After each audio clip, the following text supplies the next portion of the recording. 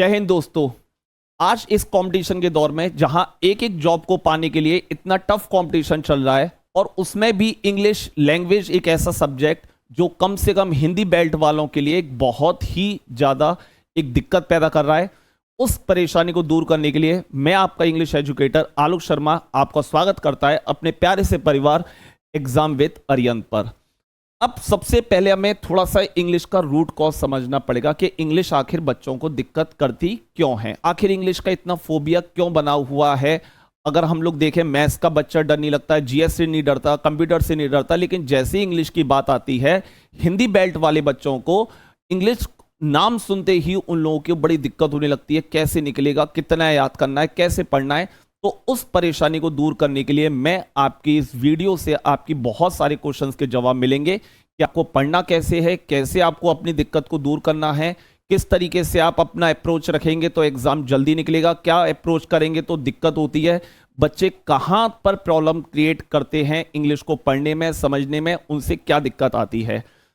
मैं आलोक शर्मा जो 17 साल से इतना लंबा करियर पढ़ाने का इतना एक्सपीरियंस है, तो मैंने इतने सारे बच्चों को सिलेक्शन करवाया है, तो हो सकता है आज हम लोगों के इस ऑनलाइन प्लेटफॉर्म के माध्यम से आपकी किस्मत भी बदल जाए और आप भी एक अच्छी पोजीशन पाकर भविष्य में हमें थैंक बोलो कि इस प्लेटफॉर्म ने वाकई में हम लोगों की लाइफ बना दी। तो आइए मैं अपनी इस वीडियो को स्टार्ट करता हूं एक अच्छे से बिल्कुल आपको पीपीटी समझाकर किस तरीके से आपको इंग्लिश को पढ़ना है और क्या करना चाहिए।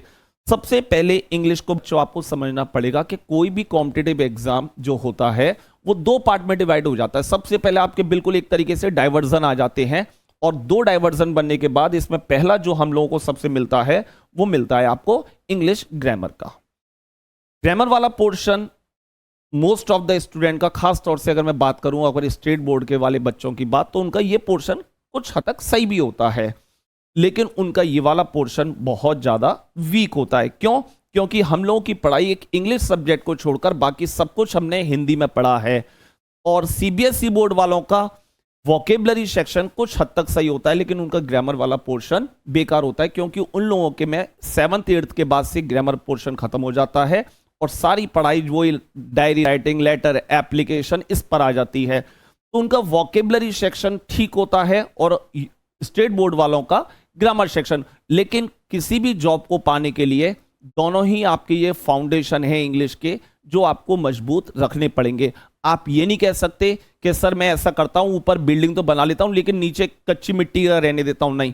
और ऐसा भी नहीं कर सकते कि आप नीचे फाउंडेशन मजबूत कर दो, ऊपर कच्चा बना दो, क्योंकि तेज हवा में आपको पता है कि वो भी उड़ जाएगा। और आपको पता है एक एक जॉब को पाने के लिए 30-30 लाख फॉर्म भरे जाते हैं।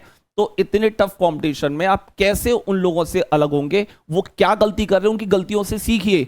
आप उसमें मत पड़िए कि वो कर रहा था उसका नहीं हो पाया तो मैं नहीं कर पाऊंगा, नहीं। हर बच्चे का आईक्यू लेवल अलग है, हो सकता है उसके वो प्रिविलेज था आपको नहीं मिल पाया, लेकिन आईक्यू भगवान ने ये एक अच्छी बात करी है कि आईक्यू देने में, दिमाग देने में किसी भी तरीके का अमीर गरीब कोई भी भेदभाव नहीं करा है। अदरवाइज कोई भी गरीब बच्चा जॉब नहीं ले पाता अगर ऐसा कुछ होता। तो आप देखोगे हम कभी कितने सारे एग्जाम्पल देखते हैं, ऑटो वालों के बच्चे, कभी पान वालों के बच्चे आईएएस तक बन जाते हैं। एसएससी की जॉब मेरे कितने गरीब बच्चे हैं जो बन चुके हैं, कितने पैसे वालों के बच्चे हैं जो नहीं कर पाते हैं। तो सबसे पहले आप अपने आप को चेक करिए कि आप अभी क्या हो, आप एक बिगनर हो या आप अब एक मीडियम में आ चुके हो या आप अब एडवांस वाले लेवल पर मतलब प्रो बन चुके हो। जैसे हम पबजी खेलते ना, प्रो प्लेयर हो चुका है, तो प्रो बन चुके हो या मिड में चल रहे हो या बिल्कुल अभी आप एक नौ सीखा हो। सर मैंने अभी 12th पास आउट करा हूं, मैं इस फील्ड में पहली बार उतरा हूं। तो पहली बार उतरने के बाद ये वीडियो अगर आप लोग सब लोगों के लिए, मैं आपको प्रो वालों की बात कर रहा हूं, मिड वालों की बात कर रहा हूं और मैं बिल्कुल बिगनर वालों की बात कर रहा हूं कि आपको क्या अप्रोच रखनी चाहिए जिससे कि आपके एग्जाम क्लियर हो। तो पहली चीज तो आपको पहली स्लाइड से ये क्लियर हो गया कि आपको इंग्लिश दो पार्ट में डिवाइड देखने को मिलेगी। पहला पार्ट ग्रामर और दूसरा पार्ट वोकेबलरी। अब मैं बात कर रहा हूं बिगनर वालों के लिए और लिखा हुआ है the most important suggestion. The most important suggestion, आपको ये सजेशन कभी मिलेंगे देखने को। पहले, don't approach exam oriented concept first. If you are a beginner, अगर आप एक बिगनर हो तो डायरेक्ट एग्जाम पे ओरिएंटेड मत जाइए, अदरवाइज आपको देखते ही किताब आप बंद कर दोगे। सर मुझे नहीं पढ़ना, ये रही आपकी किताब, इतना हम नहीं पढ़ सकते। आपको डरा दिया, आपको पहले दिन ही मैच खेलने को लेके गया, प्रैक्टिस में ही आपको बाउंसर खिला दी, नहीं, आपको पहले डिफेंसिव मोड में सिखाया जाता है। पहले बैट पकड़ना सीख, आप रोकना सीखते हो बॉल को। तो don't approach exam oriented first. कभी भी गलती से एग्जाम का कॉन्सेप्ट मत पकड़ना if you are a beginner. अगर आप मीडियम में हो तो आप कर सकते हो, आपकी भी बात करूंगा मैं, भी ये बात करूं जस्ट बिगनर वालों के लिए। अगर आपकी जॉब नहीं लग पा रही 1-2 साल से, तो ये मेरा सजेशन मान के चलिए, आप यहां से स्टार्ट करो। कभी भी अप्रोच मत करो एग्जाम ओरिएंटेड कॉन्सेप्ट को पहली बार में। सेकंड पॉइंट, सर ये क्या कह रहे हो, ये सेकंड पॉइंट आपका पॉइंट क्लियर करेगा। Make your foundation strong. सबसे पहला काम, जब हम लोग बड़ा बड़े बिल्डिंग बनाते हैं, सबसे पहला काम जो सालों तक चलता रहता है, मैंने कई देखा, कई बिल्डिंग बनने की तैयार होती है तो 6 महीने तक तो उसमें केवल एक ही काम कर रहा होता है, नींव भरवाते हैं। 6 महीने होता है, नींव भर रही है, दिखता ही नहीं है, वहां पे पर्दा लगा दिया, क्या ऐसा कोई बिल्डिंग नहीं बन रही है? 6 महीने से क्या काम हो रहा है? वो कुछ नहीं हो रहा। आपको लगता है कुछ नहीं हो रहा, लेकिन सबसे मजबूत काम वहीं चल रहा है, क्योंकि वो अपनी नींव को इतना स्ट्रॉन्ग करवा रहे हैं, इतना स्ट्रॉन्ग करवा रहे हैं कि इसके ऊपर अगर 40-50 बिल्डिंग का अगर हम लोग घर भी बना दें तो वो हिले ना, गिरे ना, किसी भी तरीके कोई नुकसान ना हो। तो वही कॉन्सेप्ट यहां पर है। एग्जाम ओरिएंटेड देखोगे कि आप डायरेक्ट पहले दिन से ही आपने क्वेश्चन उठा लिए नाउन के, प्रोनाउन के, नहीं, आप फंस जाओगे, आपको इंग्लिश का डर बैठ जाएगा, आप कभी भी वहां तक नहीं पहुंच पाओगे और आपको इंग्लिश का एक फोबिया हमेशा हमेशा के लिए बैठ जाएगा, क्योंकि आपको सही अप्रोच नहीं मिली है। सबसे पहले अपनी फाउंडेशन को स्ट्रॉन्ग करो। अब बात आती है सर फाउंडेशन को स्ट्रॉन्ग करें कैसे? ये भी तो बात है सर, आप क्वेश्चन तो सही उठा रहे हो कि फाउंडेशन हमारा नहीं है, वो अगली स्लाइड में इसका आंसर मिल जाएगा। ग्रामर बेसिक्स, सबसे पहले आपको जो सीखना है वो ये सीखना है कि सेंटेंस में सब्जेक्ट क्या होता है। सर सब्जेक्ट जो पहला वर्ड लिखा होता है, बेटा अगर इतना इजी होता तो मैं आपसे ये पूछता। अगर कभी भी सेंटेंस में हमने जो पैटर्न देखा है एसवीओ का, नहीं, सब्जेक्ट भी आपका क्या होता है, कैसे होते हैं, जेरंड भी आपका सब्जेक्ट बनता है। अब जेरंड क्या होता है? जो मेन वर्ब में आईएनजी फॉर्म से होती हैं, ये भी सब्जेक्ट होते हैं, क्योंकि ये भी नाउन का काम करते हैं। काय का काम करते हैं बच्चे? नाउन का। जैसे हम लोग मूवी देखते हैं तो लिखा आता है ना, smoking is injurious to health, तो ये सब्जेक्ट है। 2+V1 भी आपका सब्जेक्ट है। और किसी भी सेंटेंस का सब्जेक्ट केवल एक जो हो सकता है वो केवल और केवल एक नाउन और एक प्रोनाउन हो सकता है। ये आपको दिमाग में रखना होगा हमेशा। छोटी छोटी बात मैं अभी बता नहीं रहा, मैं आपको बता रहा हूं कि आप अपने आप को स्ट्रॉन्ग नींव कैसे, फाउंडेशन कैसे स्ट्रॉन्ग करा जाता है। सबसे पहले आपको सब्जेक्ट समझने के लिए चेक करना पड़ता है कि जो मेरा सब्जेक्ट है, पहली चीज तो ये तो कंफर्म है कि सब्जेक्ट है तो नाउन प्रोनाउन तो होगा ही होगा, ठीक। फिर उसके बाद वर्ब क्या होती हैं, हेल्पिंग वर्ब क्या होती हैं, मॉडल वर्ब क्या होती हैं, ऑक्सिलरी वर्ब क्या होती हैं, ये वर्ब आपको सब आनी चाहिए। बी वर्ब है, डू वर्ब है वर्ब है, क्या है। उसके बाद आपका ऑब्जेक्ट है। तो ऑब्जेक्ट की भी अगर मैं बात करूं तो 2 टाइप के ऑब्जेक्ट होते हैं, वर्ब का ऑब्जेक्ट और प्रेपोजिशन का ऑब्जेक्ट। अगर आपको ये सारी चीज नहीं पता है और आप लोग अगर मेरे तैयारी वाला वीडियो देख रहे हैं और आप इस समय आप तैयारी कर रहे हैं, अगर आपको ये सारी चीज नहीं आते तो आप ये मान के चलिए इंग्लिश में आप अभी बहुत पीछे हैं। जब तक आपको ये कॉन्सेप्ट ही क्लियर नहीं हो रहा कि ये वर्ब का ऑब्जेक्ट क्या होता है, प्रेपोजिशन का ऑब्जेक्ट क्या होता है, जेरंड क्या होता है, इन्फिनेटिव क्या होता है, सब्जेक्ट क्या होता है, ऑब्जेक्ट क्या होता है, कॉम्प्लीमेंट क्या होता है, कॉम्प्लीमेंट भी रह गया एक, तो कॉम्प्लीमेंट क्या होता है, तो आप बच्चे कैसे सॉल्व करोगे, चीजों को आप पकड़ोगे कैसे। अब आपको एक जनरल सा क्वेश्चन दे दिया, the sun rises in the east, the sun rises in the east. अब आपसे किसी ने कह दी कि इसका पैसिव वॉइस बनाइए, तो आधे से ज्यादा बच्चे तो in the east is risen by the sun, लेकिन इसका पैसिव वॉइस नहीं बनेगा, इसका पैसिव वॉइस नहीं बनेगा। सर क्यों नहीं बनेगा? ये क्यों का आंसर इन्हीं में कहीं छुपा हुआ है। तो मैंने आपसे कहा ना कि डायरेक्ट अगर आप एग्जाम ओरिएंटेड अप्रोच रखोगे तो आपको कुछ भी समझ में नहीं आएगा, बस आपको जो रूल रटा दिए जाएंगे वो ही समझ में आएंगे। लेकिन अगर आप अपनी एक बार फाउंडेशन वाला बैच, अगर फाउंडेशन वाला बैच बोला, फाउंडेशन अगर आपने बेसिक अपने स्ट्रॉन्ग कर लिया कि सब्जेक्ट क्या होता है, कॉम्प्लीमेंट क्या होता है, ऑब्जेक्ट क्या होता है, वर्ब का ऑब्जेक्ट क्या होता है, प्रेपोजिशन का ऑब्जेक्ट क्या होता है, तब ये 2 मिनट में बच्चों को आंसर इसका मिल जाता कि आखिर इसका पैसिव वॉइस क्यों नहीं बनेगा। Sentences and in kinds, clause क्या होते हैं, फ्रेज क्या होते हैं, सबऑर्डिनेट क्लॉज क्या होता है, कोऑर्डिनेट क्लॉज क्या होता है, ये क्लॉज फ्रेज हमने तो भैया आज तक सुना था बस एक सेंटेंस होता है, नहीं, सेंटेंस के भी कुछ पार्ट्स होते हैं। कंडीशनल सेंटेंस में जो दो दो हिस्सों में बढ़ जाते हैं, कौन सा प्रिंसिपल क्लॉज है, कौन सा फ्रेज है, ये बहुत हेल्प करते हैं। और सबसे मोस्ट इंपोर्टेंट टेंस, मतलब सॉरी, आपको तैयारी करने के लिए, तो आप अगर डायरेक्ट अगर स्किप करोगे चीजों पर, तो बच्चे आप कभी भी अपना जो एग्जाम का कॉन्सेप्ट है उसको क्लियर नहीं कर पाओगे। इतना पार्ट आपको किसी भी कॉम्पिटिटिव एग्जाम को पढ़ने के लिए इन पार्ट को स्ट्रॉन्ग करना पड़ता है। और मैंने देखा है 90% बच्चे इन पार्ट्स को नहीं जानते हैं। अग्री करते हो मेरी बात से? बच्चे नहीं जानते हैं इस बात को कि सर सब्जेक्ट क्या होता है, वर्ब क्या होता है, कॉम्प्लीमेंट क्या होता है। सर हमें भी नहीं पता, हम तो यही सुनते आए कि सब्जेक्ट वर्ब ऑब्जेक्ट। नहीं बच्चे, बहुत सारी चीज होती हैं। तो फिर आखिर मैंने अगर सब्जेक्ट वर्ब ऑब्जेक्ट बोला है तो इसका पैसिव वॉइस क्यों नहीं बन रहा फिर? तो इसका मतलब इसमें कुछ ना कुछ दिक्कत है ना, तभी तो मैंने मना करा है कि नहीं बन रहा है। तो आपको इन्हीं छोटी छोटे, और ये बहुत छोटे छोटे पॉइंट है, इनके लिए नहीं कि आपको एक एक घंटे की क्लास लेनी है। विद इन 10 मिनट्स में, 15 मिनट में आपको ये सब समझ में आ जाएंगी। आधे घंटे की वीडियो में आपको समझ में आ जाएगा वर्ब का ऑब्जेक्ट कौन सा है, ऑब्जेक्ट कौन सा है, कॉम्प्लीमेंट क्या होता है, वी वर्ब क्या होती है, डू वर्ब क्या होती है। और ये सब 15 मिनट के, आधे आधे घंटे के कॉन्सेप्ट हैं, आपको समझ। लेकिन सर पढ़े का, ये किताबों में नहीं है। ये सबसे दिक्कत वाली बात है, किताबों में नहीं है, ना किसी टीचर ने आज तक ऐसे पढ़ाया। तो पहले दिन ही जाते, वो पहले दिन ही टॉपिक का नाम लिख देते हैं। तो ये बात जो बच्चों मैंने आप लोगों के सामने करी है, ये बात चलनी है बिगिनर लोगों की, ठीक है। फिर उसके बाद इसमें कोई डाउट? सर आपने जो बात करी है बिल्कुल सही बात करी है, हमें तो इनमें से कुछ भी नहीं आता। इंप्रूव करिए, सिखाई जाएंगी आपको इस चैनल पर। दूसरा, इस पर बच्चा कभी ध्यान नहीं देता, खास तौर से यूपी बोर्ड, मतलब स्टेट बोर्ड वाला बच्चा कभी ध्यान नहीं देता इन चीजों पर, रीडिंग स्किल्स पर। अब रीडिंग स्किल वाली बात क्या है, आप जैसी कोई कोचिंग ज्वाइन कर चुके होंगे, जैसी आपसे कोई बात करेगा ना कि सर क्या करें, तो आपको पहले दिन ही आपको एक दिमाग में हुआ बैठा देगा, बेटा इंग्लिश न्यूज़पेपर पढ़ो।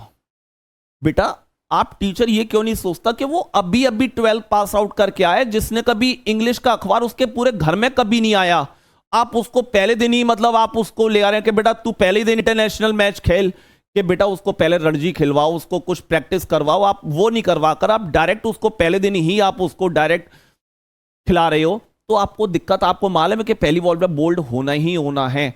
ये चीज ऐसी है, रीडिंग स्किल्स, ये आपका एक तरीके से मानिए, मैं आपको एक अपनी भाषा में समझाऊं, होम्योपैथी वाली दवा। ये होम्योपैथी है, ये दिखता नहीं है, लेकिन जब ये इंप्रूवमेंट करती है ना किसी बच्चे के अंदर, तो वो वाकई में ऐसा निखर कर आता है बच्चा। तो इसके लिए क्या करें? न्यूज़पेपर बिल्कुल ना पढ़ें। ये मैं अभी बेसिक वाले बच्चों की बात कर रहा हूं। आपको क्या करना है? इंग्लिश बुक्स पढ़िए, नोवेल्स पढ़िए। चेतन भगत के आते हैं, कितने, चेतन भगत कितनी इजी इंग्लिश लिखता है, कितनी इजी। आपको लव स्टोरी पढ़ने, आप अपने इंटरेस्ट देखिए, साइंस पढ़ने पसंद है, साइंस के नोवेल्स पढ़िए। आपको लव स्टोरी पढ़ने पसंद है, लव स्टोरी पढ़िए। आप किसी से भी बात करिए, किसी से भी बात करिए, वो आपको हमेशा यही सजेशन देगा, जितना पढ़ोगे उतना दिमाग तेज होता है, और जितना दिमाग तेज होगा और पढ़ते जा रहे हो, पीछे से आप अपना बैकग्राउंड में अपना ग्रामर फाउंडेशन मजबूत करते हो, तुरंत आप जैसे ही पढ़ोगे, अरे आलोक सर ने ऑब्जेक्ट बताया था, देखो ऑब्जेक्ट आ गया, ये कॉम्प्लीमेंट आ गया, मतलब ग्रामर ऑलरेडी दिमाग में चलने लगी, प्रोसेसिंग चलने लगी। अभी जब आप पढ़ने लगते हो, आप हिंदी पे दिमाग में बना, और जब आप हिंदी तो आपको करनी ही है, प्रैक्टिस करनी है, समझना। तो रीडिंग स्किल्स आपको इतनी प्यारी कर लेनी है कि आपको कोई दिक्कत ना हो। और ये मेरे बच्चे एक एक वर्ड पर ध्यान दीजिएगा, मैं आपको, ये बहुत ही इंपॉर्टेंट सेशन है। दूसरा, स्टोरी बुक पढ़िए, एक आती है चंपक, आती है चंपक पढ़िए। चंदा मामा एक आती है, चंदा मामा पढ़िए, हिंदी की नहीं। हाँ तुम हिंदी में खरीदा, आलोक सर ने बताया था, सर हमारी रीडिंग अच्छी नहीं हो रही है, हम 1 साल से पढ़ रहे हैं। मैंने बेटा कौन सी पढ़ रहा है? सर चंपक बताई दी आपने, लेकिन सर मैं तो हिंदी में पढ़ रहा हूं। यही तो गलती कर रहे हैं मेरे बच्चे, हिंदी नहीं, केवल इंग्लिश की। मार्केट में आती हैं, जाइए पता करिए, खूब आती हैं। 15 दिन में एक आती है, 20 रुपए का खर्चा, 40 रुपए का खर्चा बस महीने का। और चंपक की जो लैंग्वेज होती है ना, द हिंदू की लैंग्वेज होती है। आप किसी भी आदमी से कहिए मैं चंपक पढ़ रहा हूं, आप ये सोचिए आपको अभी कुछ नहीं आता है, आप अभी अपने आप को बेसिक नींव भर रहे हो।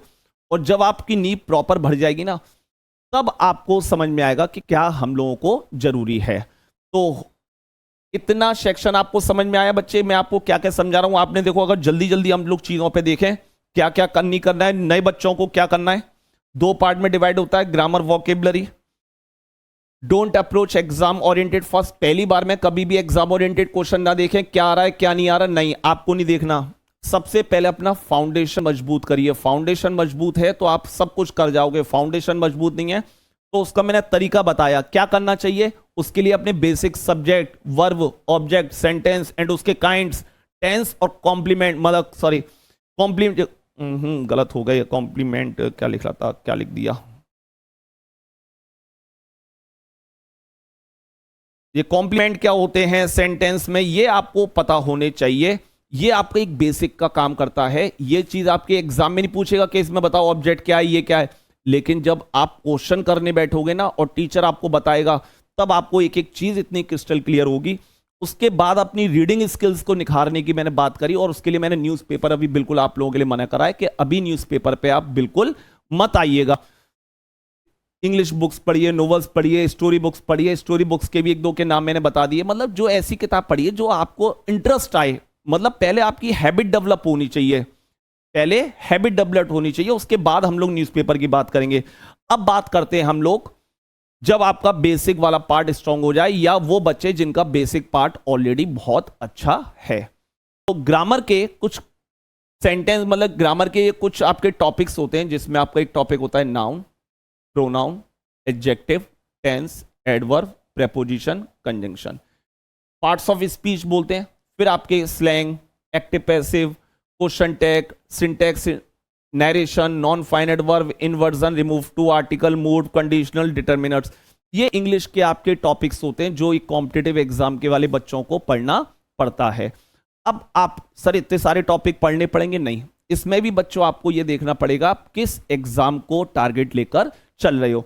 जैसे अगर मैं बात करूं एग्जाम की, अगर जो बच्चा सीपीओ को टारगेट लेकर चलता है, जो बच्चा सीपीओ को टारगेट लेकर चलता है, तो सीपीओ में आपको पता होना चाहिए कि 50 नंबर की इंग्लिश आती है, 50 नंबर की आपकी मैथ्स आती है, 50 नंबर की आपकी रीजनिंग आती है, और 50 नंबर की आपकी जीएस आती है। अभी मैं इंग्लिश का टीचर हूं इसलिए मैं आपको इंग्लिश की बात कर रहा हूं।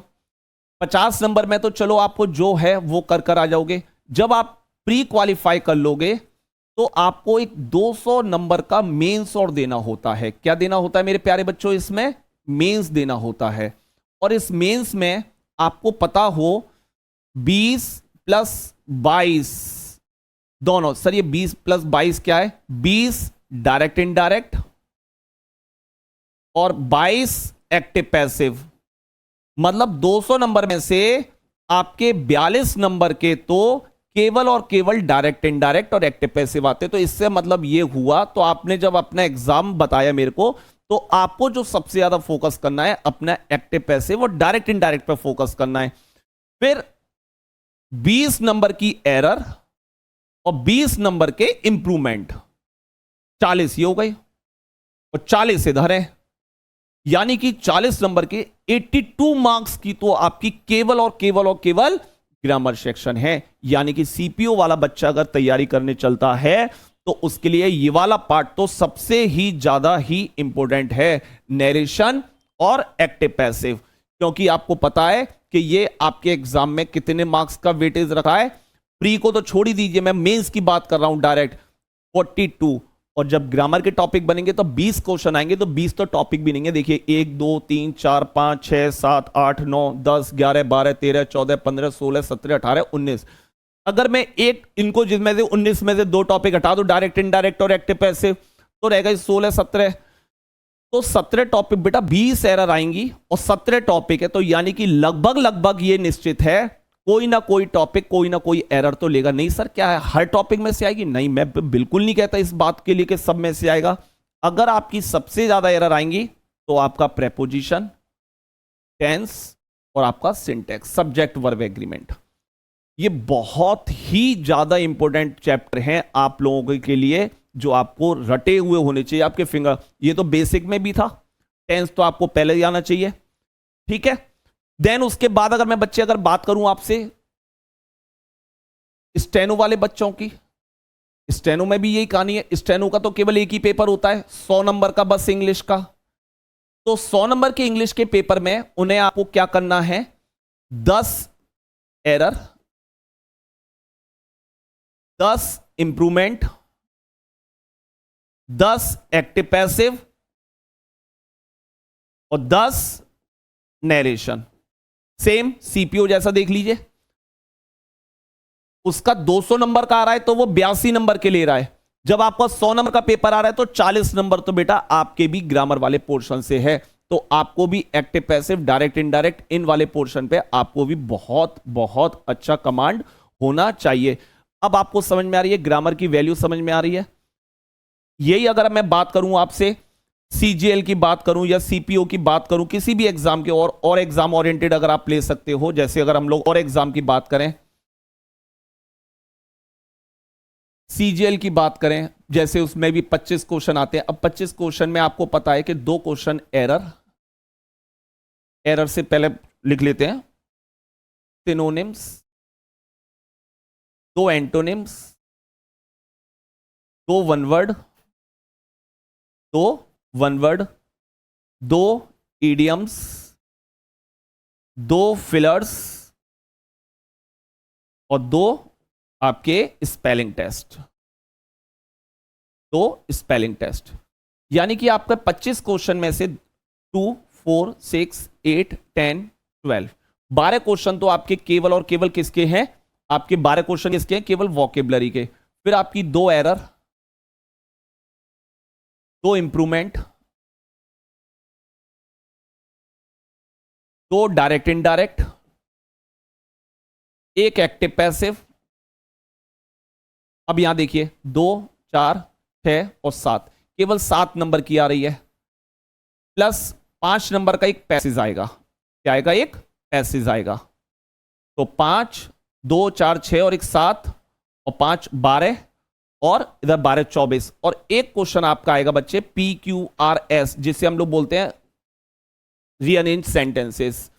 तो ये आपका लगभग 10+2 CGL MTS ये आपका पैटर्न रहता है हर एग्जाम का। फिर इसके बाद जब ये प्री क्वालिफाई हो जाएगा तो आप लोग निकालोगे एग्जाम।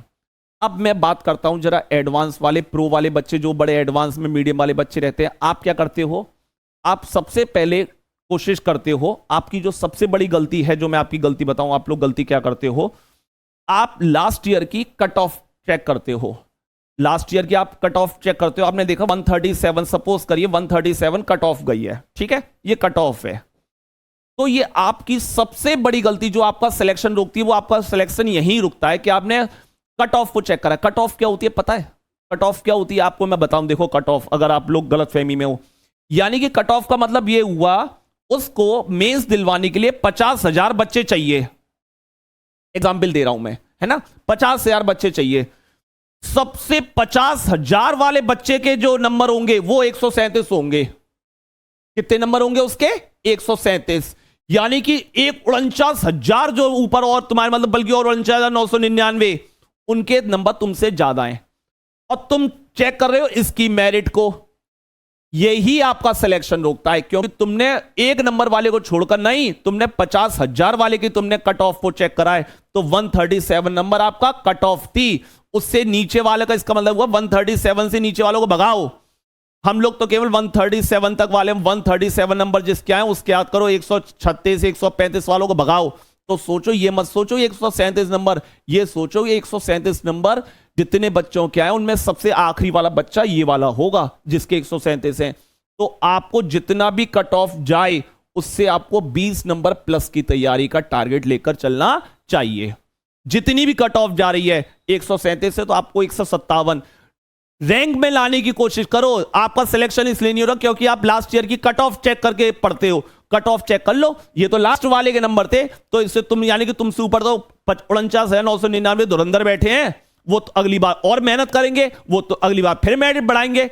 इसलिए बच्चों का सिलेक्शन नहीं होता। क्या आपको आज से पहले ये वाली बात मालूम थी? नहीं मालूम थी सर, हम तो सोचते नहीं थे, हम तो सोचते थे 137 नंबर लिया हो जाएगा। नहीं, 20 नंबर प्लस आपके कम से कम आपको चाहिए ही चाहिए। तो आप सोचिए कि मेरा सिलेक्शन इस बार होगा या नहीं होगा। अब मैं प्री वाले बच्चों को, अगर जो बिगनर है बेचारे 12th वालों को, उनको डायरेक्ट अगर यहां पर लेकर आ जाऊं तो बेचारे वो तो परेशान हो जाए। सर ये तो आप बिल्कुल ऐसी बात कर रहे हो। इसलिए मैंने आपसे बोला कि जो गलती आपके बड़े सीनियर्स भाई लोग कर चुके हैं, सेम गलती आप ना दोहराएं, सेम गलती आप ना दोहराएं। हमेशा आईएएस का टीचर एक अनसक्सेसफुली क्यों बनाते हैं? आईएएस वाले को क्यों नहीं बनाते टीचर? आप दिल्ली में बड़ी बड़ी कोचिंग में आप देखेंगे तो आपने भी एक मूवी देखी होगी, उसमें बताते हैं ना, एक अनसक्सेसफुल आदमी ही आपको बता सकता है कि मुझसे गलती कहां हुई थी। एक सफल आदमी नहीं बता पाया। सफल आदमी तो हो सकता है मेरा पड़ोसी, उस दिन मेरी बड़ी किस्मत अच्छी थी, पड़ोसी मेरा बहुत अच्छा बैठ गया, उसने मुझे पूरी नकल कराई, मैं पास हो गया। नहीं, तो वो तो आप नकल से पास हो गई। लेकिन जो आदमी सफल नहीं हुआ उससे पूछो कि भाई तू रह कहां गया था, वो आपको सजेस्ट करेगा, यार मैंने वॉकेब नहीं पढ़ी थी, तू मत करियो ऐसा। सजेस्ट करा ना उसने आपको। और आपको एक टीचर जो अभी नए नए पढ़ाने लगे, उन्हें नहीं पता कि क्या होता है, डायरेक्ट बच्चा पहले दिन ही लाता है, सर पापा ने एडमिशन करा दिया एसएससी में, और पहले दिन ही हम लोग लिखते हैं बेटा लिख नाउन। बच्चा आजकल को वो देख के आता है, क्योंकि यूट्यूब पर वीडियो देख कर आ रहा है, वीडियो पर भी पहले दिन ही टॉपिक नाउन आर्टिकल टेंस और बड़ा बड़ा मजा आ रहा है। लेकिन जब वो एग्जाम में देखता है, यार एग्जाम में तो मेरा निकल क्यों नहीं रहा है, फिर इतना सब कुछ अगर हो रहा है, क्योंकि उसको पता है, उसको टारगेट लेके चला है ये। नहीं, आपको आज के बाद से अपनी अप्रोच बदलनी पड़ेगी और आपको अपनी अप्रोच रखनी पड़ेगी 20 नंबर प्लस। आप रैंक लाने की कोशिश करिए, कट ऑफ निकालने की कोशिश मत करिए। जिस दिन आपने ये सोच लिया कि कट ऑफ से मुझे क्या मतलब है, मुझे रैंक बनानी है 100 में 1000 में, आप अपनी देखिए उस लेवल की तैयारी करो। आपका नाउ सिलेक्शन देखना 23 नहीं 24, 23 तो अब निकलने वाला, अगस्त आ गया, क्योंकि पेपर देते देते 24 आएगी। 24 आपका खाली नहीं जाएगा, गारंटेड। लिख लीजिए इस बात को। आज जो तारीख है, आज की तारीख लिख लो, 29 जुलाई को मैंने बताया है कि ये आपका साल खाली नहीं जाएगा और आपकी जॉब लग जाएगी, गारंटेड बिल्कुल। लेकिन अप्रोच ये वाली रखिए कि कट ऑफ के चक्कर में मत पड़िए, ज्यादा के चक्कर में पड़िए, ठीक है। लगभग मैंने आपको देखो 25 नंबर का आइडिया दिया।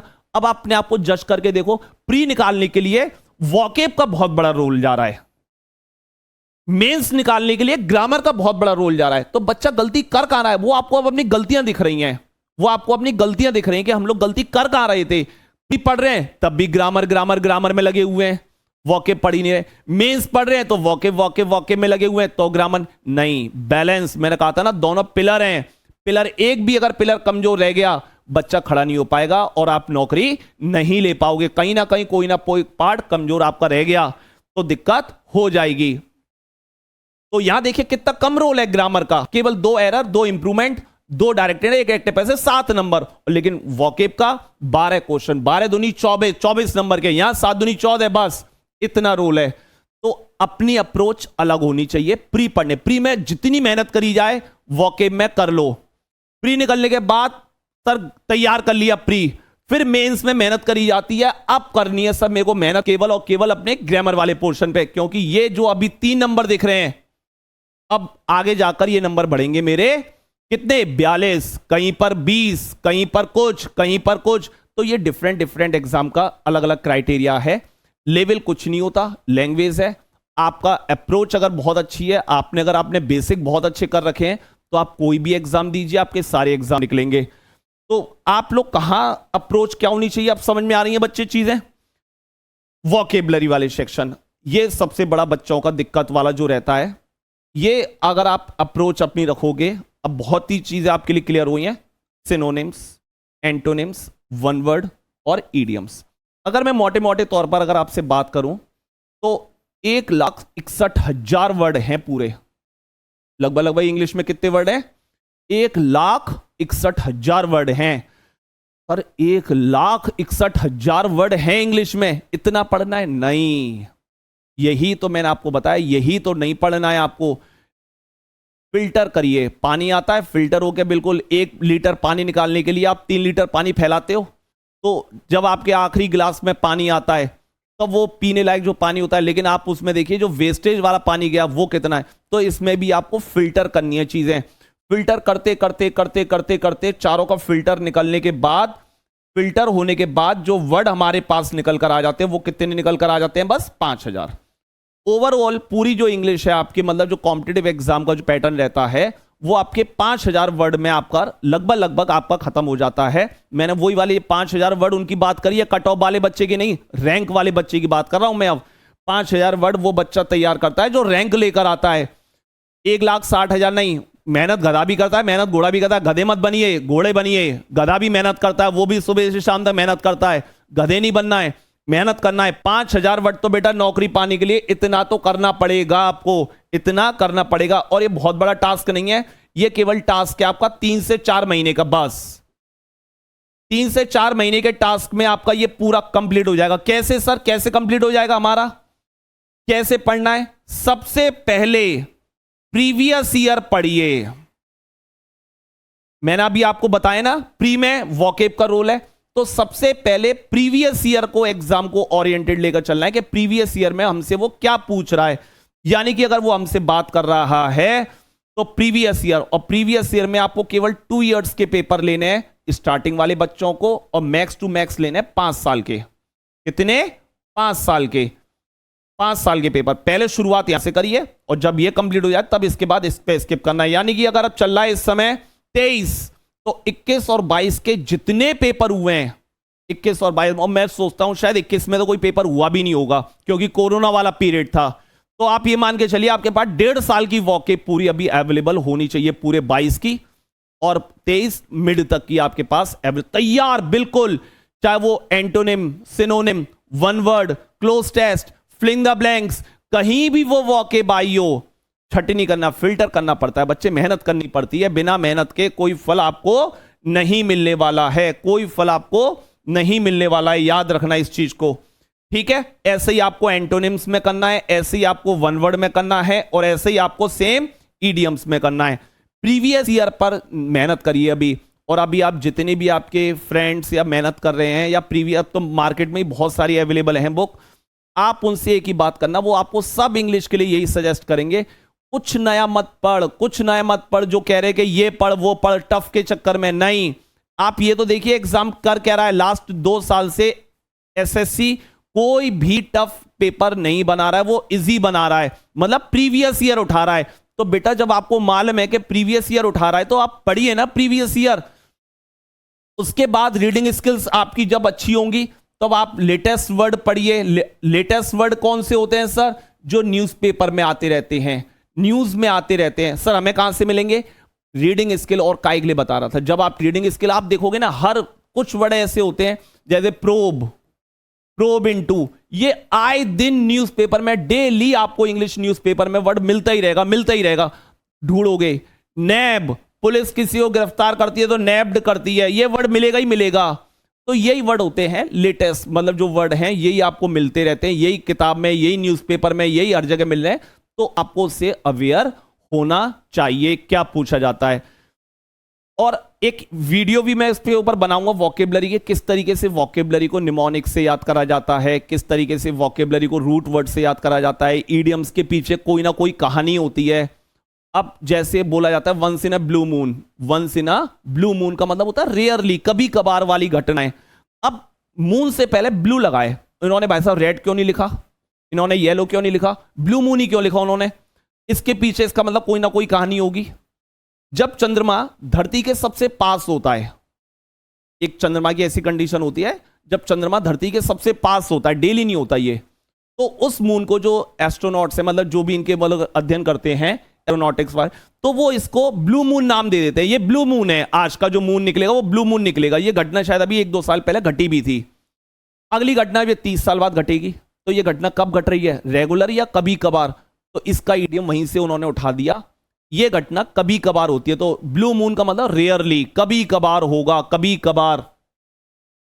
अब एक ईडियम्स है, ये आप लोगों ने सबने सुना है, Apple of Discord, Apple of Discord, झगड़े की जड़। सबको मीनिंग मालूम होगा शायद, अगर थोड़े बहुत भी अगर आप पढ़े हुए हैं तो ये आपको सबको इसका मीनिंग होगा। लेकिन सर आपने ये कभी ऑब्जर्व करने की कोशिश करी, सर एप्पल ही क्यों, बनाना क्यों नहीं, कोकोनट क्यों नहीं, पाइनएप्पल क्यों नहीं, सर एप्पल ही क्यों? इसके पीछे का देखो बड़ी इंटरेस्टिंग कहानी मैं आपको बताता हूं। ये एप्पल ऑफ डिस्कॉर्ड ही आपका ये इडियम्स एप्पल से ही क्यों बना, ये वाला बाकी फल से क्यों नहीं बना। ये 2 रानियां थी, बड़े प्यार से रहती थी, बहुत प्यार से, मतलब मिसालें दी जाती थी जिनकी, मतलब कि ये 2 अगर हैं तो ऐसे रहें, 2 बहनों की तरह, 2 पत्नियां एक राजा की, इतने प्यार से रहती हैं। अच्छा भाई साहब, एक पंडित जी थे, सुन ली उन्होंने ये वाली बात। अच्छा जी ऐसी बात है, लड़ाई नहीं होती है, लाओ हम करवाते हैं। ऐसी कौन सी बात है जो पंडितों के बस में नहीं है? गए पंडित जी, खाना खाना खिलाया महारानी ने, दोनों ने खूब आशीर्वाद दिया, पंडित जी आशीर्वाद दो, तो उन्होंने आशीर्वाद दिया और अपने बैग में से एक एप्पल निकालकर एक रानी को आशीर्वाद के तौर पर दे दिया और चलते चलते एक बात कह दी, देखो बेटा जो भी खाओ ना इसको आधा आधा मत खाना, कोई भी एक खाना, इस एप्पल की खासियत है जैसे आप काटोगे ये खत्म हो जाएगा, मतलब इसकी जादुई क्वालिटी खत्म हो जाएगी, जो रानी इसको खाएगी वो हमेशा ब्यूटीफुल, अट्रैक्टिव और यंग बनी रहेगी। और आधा आधा नहीं, दोनों लड़ लड़ के मर गई थी, ना तो उसने उसको खाने दिया था ना उसने उसको खाने दिया था। तुरंत यहां से अंग्रेजों ने ईडियम्स को उठा लिया, एप्पल ऑफ डिस्कॉर्ड, मतलब झगड़े की जड़। वो एक सेफ जो था, वो दोनों रानी जो इनकी मिसालें दी जाती थी प्यार की, आज वो झगड़े की मिसालें दी जाती हैं कि दोनों की दोनों मर गई थी लेकिन किसी ने किसी को खाने नहीं दिया था। इसी को बोलते हैं, ऐसी ईडियम्स की अप्रोच कहानी बना बना के याद रखोगे ना सब याद होते हैं। बस आपको सही ट्यूटर एक बार मिल जाए, सही टीचर एक बार मिल जाए, आपके रास्ते इतने प्यार से निकाल देगा कि आपको पता नहीं चलेगा, जो इतना डर बैठा रहता है कंपटीशन का वो सब खत्म हो जाता है। आप कोई भी बात करो, कोई भी वर्ड, कोई भी, जैसे मैं आपको स्पेलिंग टेस्ट की बात करता हूं, एक स्पेलिंग है,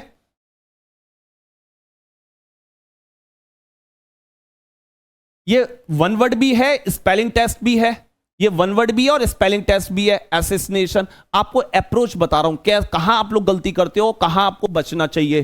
तो देखो असैसिनेशन होता है पॉलिटिकल मर्डर, जो अभी आपने देखा होगा जापान के प्रधानमंत्री जो मतलब फॉर्मर थे उनकी गोली मार दी थी, अगले दिन न्यूज़पेपर में, हर न्यूज़पेपर की हाईलाइट थी, चाहे हिंदी में हो चाहे इंग्लिश में हो, ये वर्ड हाईलाइटेड था। तो असैसिनेशन क्या होता है बच्चे, पॉलिटिकल मर्डर। याद करना, देखो स्पेलिंग टेस्ट कितने ईजी है, गधा, गधे के ऊपर एक और गधा, देखो ASS, और गधे के ऊपर मैं, और मेरे ऊपर पूरा राष्ट्र। अब मुझे हिम्मत है तो भूल के दिखा दो स्पेलिंग ये वाली, गधा, गधे के ऊपर गधा, गधे के ऊपर मैं और मेरे ऊपर पूरा नेशन। अब तुम इसका मीनिंग भूल के दिखा दो या इसको तुम तरीका भूल के बता दो, चाहे तुम इसकी स्पेलिंग दे दो चाहे इसका मीनिंग पूछ लो, मुझे सब पता चल गया। ये अप्रोच होनी चाहिए आपकी कॉम्पिटेटिव एग्जाम निकालने की। ऐसा नहीं है कि तुम चले जा रहे हो, मतलब कुत्ता देखा तुमने गाड़ियों के पीछे भगता है, क्या कर लेगा गाड़ी का, क्या कर लेगा गाड़ी का, एमलेसली भगा जा रहा है, क्या कर लेगा तू भग के पीछे। ऐसे नहीं बनना है हमें, ओरिएंटेड रहो, काटो जाकर, भगना नहीं है, डायरेक्ट जाको काटो, जो आपको भगने की कोशिश करा आपसे कट पकड़ लो। जो भौंकते हैं, मतलब जो काटते कुत्ते भौंकते भी नहीं, आगे पैर पकड़ते हैं सीधे, सेम कहानी आपको करना है। आपको मतलब पीछे नहीं भगना है गाड़ियों के, आपको ओरिएंटेड पढ़ना है। कैसे पढ़ना है वो मैं आपको तरीका सब सिखा रहा हूं। कीवर्ड से पढ़े जाते हैं, वोकैब कीवर्ड से पढ़ी जाती है। याद करने के तरीके होते हैं, बहुत सारे तरीके होते हैं। जैसे एक वर्ड लिखा डूबियस, डूबियस का मतलब होता है डाउटफुल। क्या होता है, डाउटफुल। कोई अगर पानी में डूब के मर गई, डूबी, सर वो लड़की डूब के मर गई पानी में, उसे तो तैरना आता था, उसकी मौत पे सबको क्या हो गया, डाउट हो गया, अरे यार उसे तो तैरना आता था, वो डूब के कैसे मर सकती है। तो आप बताइए जो मेरे समय वीडियो देख रहे हो, पानी में डूबता कौन है, जिसे तैरना आता है वो या जिसे तैरना नहीं आता वो। सर जिसे तैरना आता है वो क्यों डूबेगा, जिसे तैरना नहीं आता वो डूबेगा। गलत, यहीं पे सबको धोखा खा जाते हैं। हमेशा वो व्यक्ति पानी में डूबता है जिसे तैरना आता है, जिसे तैरना नहीं आता वो तो पानी में बेटा जाता ही नहीं है, वो तो किनारे पे बैठकर लोटे से नहाता है। जिसे कभी भी तैरना नहीं आता वो कभी पानी में नहीं जाएगा। आप भी देख लो अपने आप को प्रैक्टिकली रखकर, इस समय गंगा यमुना सब फुल चल रही हैं, जाके देख लो, देख के डर लगने लगता है कि भाई साहब कोई गिर गया तो क्या होगा। किनारे पे बैठ के लोटे से नहाते रहते हैं, कभी कोशिश नहीं करते जाने की, तो डूब गई, इसलिए डूबी, उसे तैरना था, लेकिन उसकी मौत पे और सबके घर वालों को क्या हो गया, डाउट। तो देख लो डूबिया, डूबियस का मतलब क्या होता है, डाउटफुल। तो तरीका पता होना चाहिए। आप लोग रटते हो चीजों को, रटना नहीं है, समझना है। और समझना कैसे, वो मैं आपको तरीका, आपको सब तरीके सिखाई जा रहा हूं मैं। फिर उसके बाद मेरे बच्चे आती है इसमें बात रीडिंग सेक्शन की। ये आपका एक इंपॉर्टेंट सेक्शन है, रीडिंग। इसके लिए अगर आपने मेरी बेसिक वाला पॉइंट अगर सुना हो ढंग से, तो मैंने आपको बोला था रीडिंग स्किल्स अगर अच्छी कर लोगे तो आपका देखना बेटा कॉम्प्रिहेंशन क्या होता है, रीडिंग। क्लोज टेस्ट क्या है, रीडिंग। अगर आपकी रीडिंग सेक्शन अच्छा है ना तो आप इनको इजीली कर जाओगे। और इंडिया में कोई भी एग्जाम ऐसा नहीं है, सर पैसेज करते कैसे हैं, सर मैं तो बहुत एडवांस हूं लेकिन फिर भी पैसेज नहीं आता। आप पैसेज में क्या करते हो, पैसेज की हिंदी करते हो, नहीं, यही तो गड़बड़ करते हो आप लोग। पहले क्वेश्चन पढ़िए और क्वेश्चन में कोई ना कोई ऐसा वर्ड पकड़ लीजिए कि ये वर्ड इंपॉर्टेंट लग रहा है, ये क्वेश्चन में जरूर होगा, इसको दिमाग में रखो और पढ़ना स्टार्ट करो। जैसे ही ये वर्ड और ये वाला वर्ड मैच कर जाए यहीं पे रुक जाओ। मैं आपको जल्दी तर्क करने के जो बच्चे गलती करते हैं वो तरीका सिखा रहा हूं, वहीं रुक जाओ। यहां पर ये वर्ड है और पैसेज में भी ये वर्ड है, इसका मतलब पहले क्वेश्चन का आंसर या तो इससे एक लाइन ऊपर है या इससे एक लाइन नीचे है। उन दो लाइन को बहुत अच्छी तरीके से पढ़ो। आपको आंसर ना मिले तो मुझसे बात करना, गारंटेड मिलेगा ही मिलेगा, क्योंकि ये वाला वर्ड और ये वाला पूरे पेपर में इकलौता एक ही पैसेज ऐसा क्वेश्चन होता है जिसके आंसर उसी में छुपे हैं। वो तुम तो ढूंढ रहे हो, बस तुम तो ढूंढ रहे हो। सेम दूसरे क्वेश्चन में भी ये करना है, तीसरे क्वेश्चन में भी ये करना है और आपका भला हो जाएगा। जब आपकी ये चीज अच्छी होने लगेंगी तो क्लोज टेस्ट में भी ग्रामर और उसका रोल रहता है।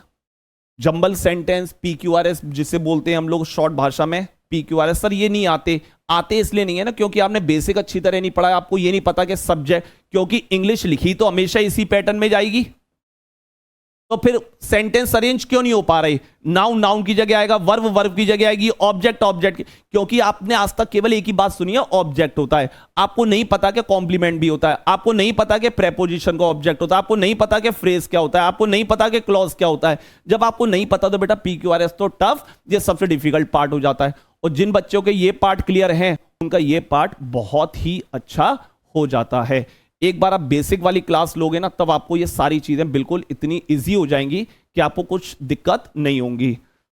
अब ये जो एग्जाम है, सर आपने इतनी सारी चीज बताई, ये किस एग्जाम को ओरिएंट कर कर चल रहे हैं। देखो मैंने सारे एग्जाम को, इंग्लिश जो है वो लैंग्वेज है, तो SSC में CGL भी आता है, CHSL जिसे हम लोग 10+2 बोलते हैं बच्चे, MTS भी होता है, स्टेनो भी होता है, CPO भी होता है, फिर बैंक के एग्जाम में क्लर्क, PO, SBI में भी क्लर्क, PO, CDA, डिफेंस के जितने भी एग्जाम होते हैं, डिफेंस के जितने भी एग्जाम होते हैं उसके लिए, और ऑल टीचिंग एग्जाम्स। टीचिंग में भी तो इंग्लिश के एक बहुत बड़ा रोल है, जैसे टेट है, सुपर टेट है, यूपी टेट है, बिहार टेट है, जैसे डिफरेंट एग्जाम में। और हर स्टेट के एग्जाम में आपको देखोगे, स्टेट के एग्जाम में भी इंग्लिश आती है, जिनके नाम मैं नहीं लिख सकता क्योंकि पूरा बोर्ड भर जाएगा, लेकिन इंग्लिश का पार्ट खत्म नहीं हो सकता। और इन फ्यूचर हम लोग सुनने भी वाले हैं कि CET होने वाला है, एक कॉमन टेस्ट हो जाएगा सबके लिए, तो कॉमन एलिजिबल टेस्ट, यानी कि बैंक वाला बच्चा भी टेस्ट को देगा, रेलवे वाला भी देगा, SSC वाला भी देगा, सब देंगे। तो बेटा आप ये देखिए कि आगे चलकर कंपटीशन कितना टफ होने वाला है। अगर आप इसी तरीके से, अगर यही सेम अप्रोच लेकर आप चलते रहोगे तो आपका सिलेक्शन होना दिक्कत हो जाएगी। मेरी बात मानिए, बहुत लंबा एक्सपीरियंस है, उस एक्सपीरियंस के आधार पर मैं आपसे बात कर रहा हूं, केवल एक वीडियो के उससे नहीं। आपकी अगर इस वीडियो को देखने के बाद अगर आपके थोड़ा सा भी अगर नंबर में बढ़ता है तो मैं अपने आप को खुद क्या बोले खुशनसीब मानूंगा कि इस वीडियो को देखने के बाद हजारों बच्चों की किस्मत में बहुत बड़ा एक लाइफ चेंजिंग एक बदलाव आया है। ठीक है, तो सारे एग्जाम्स को हम लोग टारगेट लेकर चल रहे हैं उसमें। अब एक क्वेश्चन में, जैसे हम बच्चे जो क्वेश्चन में गलती करते हैं वो क्या गलती कर देते हैं पढ़ते हुए, ये एक मैंने प्रीवियस ईयर का क्वेश्चन उठाया है, लेकिन ये किस एग्जाम का है क्या है उस पर छोड़िए। This disturb trend may be a result of rise conflicts among companies amidst the aggression pressure by the authorities. No error, ये क्वेश्चन है। अभी ये मेरा लाइव सेशन नहीं है, नहीं तो अदरवाइज मैं आपको यहां पर 1 मिनट का पूरा टाइम देता और आपसे पूछता कि इसमें गलती क्या है।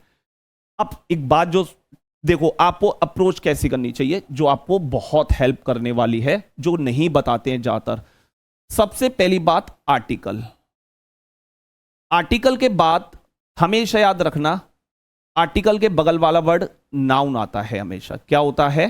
नाउन। ये फिक्स है, ये पत्थर की लकीर है, 1% 200% निश्चित है कि आर्टिकल के बगल वाला वर्ड नाउन आता है। आर्टिकल क्या होते हैं? A and the. आर्टिकल क्या होते हैं? ए एंड द के बगल वाला वर्ड नाउन होता है। मैं आपको तरीका बता रहा हूं, अप्रोच जो आप लोग नहीं कर पाते हो अभी तक।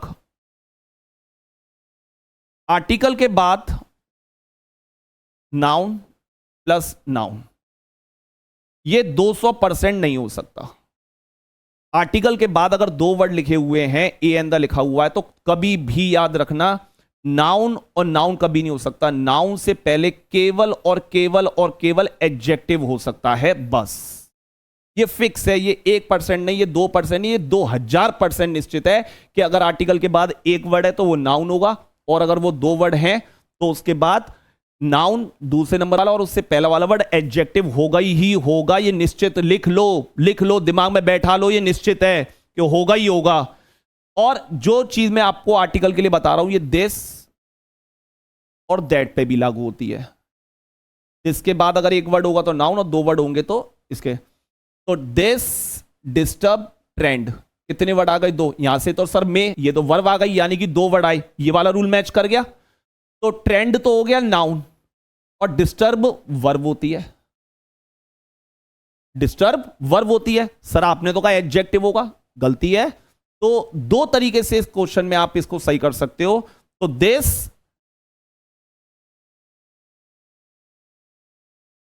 डिस्टर्बिंग ट्रेंड, या दिस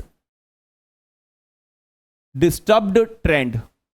समझ में आया? मे be a result of, a result, article के बाद एक ही वर्ड है तो नाउन है, करेक्ट है, इसमें कोई दिक्कत नहीं है।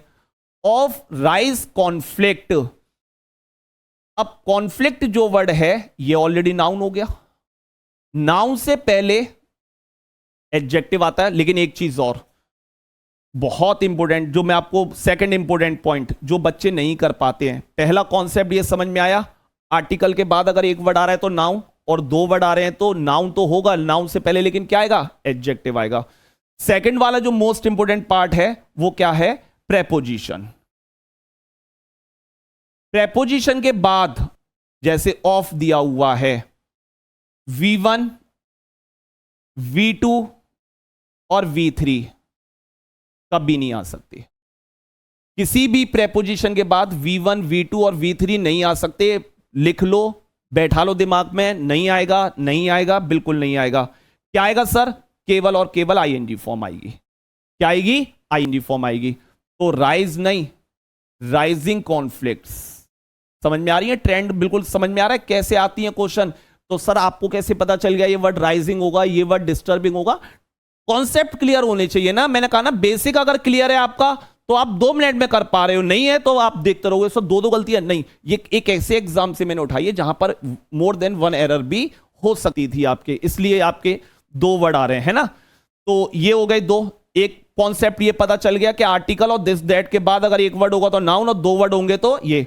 दूसरा कॉन्सेप्ट जो आपको पता चलना चाहिए था वो ये पता चल गया, किसी भी प्रेपोजिशन के बगल में V1, V2, V3 नहीं आ सकते, केवल आईएनजी आता है। एक इसमें अपवाद है, टू के साथ केवल ये कहानी बनती है, अदरवाइज टू को छोड़कर किसी भी वर्ड में ये कहानी नहीं बन सकती।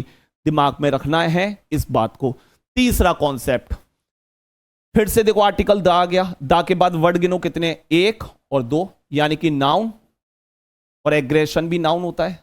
तो नाउन से पहले नाउन कभी नहीं आता, एग्रेशन नहीं, एग्रेसिव। क्या हो जाएगा? Aggressive pressure. तो देखो 1, 2, 3, तो 3 कॉन्सेप्ट मैंने आपको ऐसे दिए जो आपको जिंदगी बिल्कुल भर याद रखने पड़ेंगे। दिस दैट, आर्टिकल के बाद 2 वर्ड आ रहे हैं तो नाउन, नाउन से पहले एडजेक्टिव, द ये रहा, नाउन से पहले एडजेक्टिव, और अगर किसी भी प्रेपोजिशन के बाद अगर V1, V2, V3 लिखी है तो कभी भी याद रखना ये नहीं हो सकता। प्रेपोजिशन के बाद वर्ब हमेशा किस में लिखी जाती है बच्चे? आईएनजी फॉर्म में लिखी जाती है। होप सो आपको समझ में आई होंगी सारी चीजें। तो बच्चों मैंने आपको आज एक पूरा की पूरा एक सिलेबस का एक ओवरव्यू दिया, क्या पढ़ना है, कैसे पढ़ना है, बेसिक वालों को क्या करना है, जो प्रो मानते हैं अपने आप को उन्हें क्या करना है, मीडियम वालों को क्या करना है, उन्हें न्यूज़पेपर भी पढ़ना है, लेटेस्ट वर्ड उसी से पता चलेंगे। और इन वीडियो पर मतलब एक अच्छा बच्चा किस तरीके से अपना टाइम वेस्ट करता है, क्यों एग्जाम नहीं निकलता है, कैसे पैसेज को करा जाता है, कैसे PQRS को करा जाता है, इन सब के तरीके होते हैं। तो मैंने आपको एक ओवरव्यू दिया किस एग्जाम को किस तरीके से करना है। कट ऑफ के चक्कर में बच्चे पड़ जाते हैं, और मैंने आपको बता दिया कट ऑफ का मतलब क्या होता है। तो आज आपके बहुत सारी चीजें इस वीडियो को देखने के बाद क्लियर हुई होंगी। उम्मीद करता हूं कि अब आगे ये गलती आप नहीं दोहराएंगे और आप अपना भविष्य सुनहरा बनाएंगे, और इस प्लेटफॉर्म पर आपको ऐसी और भी वीडियो हमेशा हमेशा मिलती रहेंगी। मैं आलोक शर्मा आप लोगों से विदा लेता हूं। जय हिंद बच्चों, बाय बाय, टेक केयर।